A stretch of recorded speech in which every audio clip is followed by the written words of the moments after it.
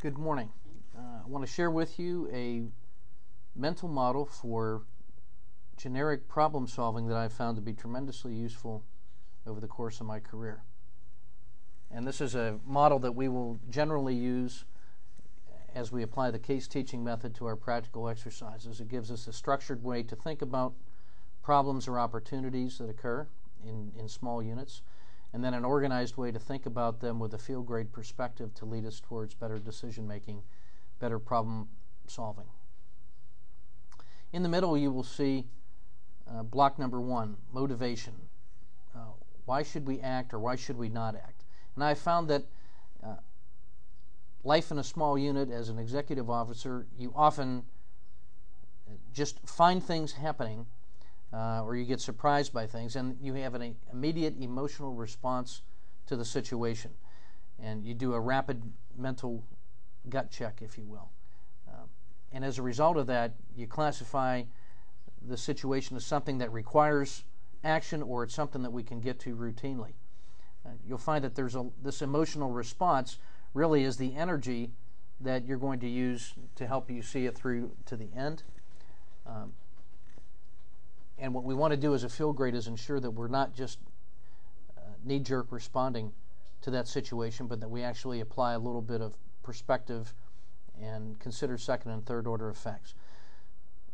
But that initial emotional response is often the thing that helps us place this problem or opportunity in the proper perspective, given all of the other things that we have on our plate at any one time. The next step in the model is to start gathering facts in what I like to call the area of operations. I like to call it that because that's what the Army calls our immediate area of responsibility. And you can see all the questions in there that we have to ask in order to start building a conceptual framework for the immediate problem. Just knowing who the decision makers are, for example, and the facts and regulations and rules, and the interested and involved participants in this problem area. It's handy to think of problems as skill or will problems, things that require, that came about as a result of bad training or incomplete training or an MOS shortfall, or will problems, things that are human motivation at the root. So that classification often helps us on down the road. The next thing to do is to go to area 3, the area of interest, and consider the broader environmental context. What kinds of policies or constraints or guidance or vision or end states have been defined by echelons above our commander. You could think of this, if you're a battalion XO, you might think of this as division or installation level policies, or perhaps sometimes brigade level policies. And there may be some constraints in there related to priorities and the amount of time that's going to be available, or particular methods of solving problems that are imposed by the environment. It's important to know who those decision makers are from the beginning, because your solution has to be suitable, feasible, acceptable to them, not just yourself. So after we've considered the area of operations and the area of interest, the next step is to move into the analysis phase, and I place this next to the emotional motivation stage just to show that we're using both sides of our intelligence, the emotional as well as the rational. And in the analysis phase, having considered the information that you gathered in steps 2 and 3, we're now going to pick an appropriate mental model to use to help start shaping the problem statement or the restated mission, figuring out what kind of a problem this is and what's the appropriate understanding of cause and effect that will enable us to start taking action. We're going to examine the strengths and weaknesses we and our unit bring to solving the problem or seizing the opportunity, where the leverage points are so we can get maximum benefit from our activities. We're going to consider the values that are going to be used in the selection of a course of action and in the evaluation of performance, and that's going to relate back to your fact gathering about who the decision makers are, both in the area of ops and the area of interest.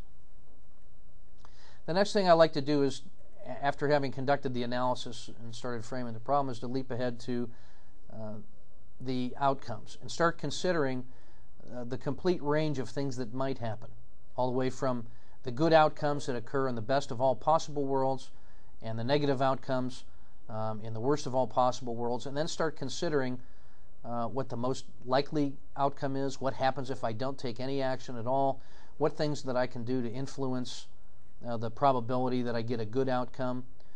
And it's this consideration of rewards versus risks that helps me start framing how much of my resources that I can apply to this and how much leadership needs to be in place to prevent bad outcomes from occurring. So I'm considering the full range of the possible outcomes and deciding what it is that I actually am shooting for.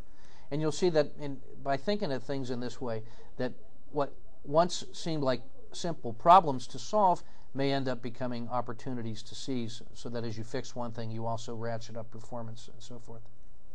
I'd then like to come back and now start considering the resources that are available to me. It's conventional wisdom to include time as one of the resources. I break that out separately because that's our non-renewable resource, and in many cases is a constraint that forces us into specific sets of courses of action to consider. So I consider this the resource area as well as times and risks, and then figuring out what I can do with my resources to help mitigate risks or offset risks, and what resources I can actually acquire and employ in the time that's available. Now, after I've gone through steps 1 through 6, I really think now that it's sensible to start thinking about courses of action. I don't think you can really do the course of action development until you've provided yourself with all the context that comes out of steps 1 through 6. I think now you're in a position to start rapidly developing some ideas about how to move forward. And in course of action development, then, we're just going to answer the normal questions, the 5 W's, how we're going to accomplish the mission, our notion of risk and risk management, what level of command and control is required to be able to manage this project or this opportunity, what level of resourcing is appropriate given all the other things that we have going on in the unit, and then where in the priority list, both for time and leadership and outcome. After step 7, then, we should have a number of courses of action that are all suitable, feasible, acceptable, that take into account all of the data gathering and analysis you've conducted originally. And now we're in a position to start applying the values that we identified in step 4 to come to a recommendation for the commander, or if it's our decision, a choice that we're going to make. So, some other things I'd just like to point out is that you don't always have to go through all these steps. It is possible to enter this model in any one of those areas. You might just be sitting around someday when everything's going well and you just starting to imagine up in step 5 some possible good outcomes because things are going well and we've got some slack time and we want to start stretching in certain areas. You can enter at the outcome point. You may find that you're driven as a result of something that comes out of the area of interest, as opposed to just stumbling across something in step 1. But what I found is that regardless of where I am in the model at any particular time, I end up making my best decisions when I check all those blocks, when I spend some time in each one of those areas. So as we use the case teaching method to examine doctrine and best practices and TTPs in our different commodity areas in Alpha 491, we will often find ourselves using this model to help organize our thoughts and make rapid presentations. And it's always good to know where in the model you are and what things you still have to consider. I've just found this to be tremendously useful personally, and so I want to share this with you. So thanks for your attention, and we'll discuss this some more in class.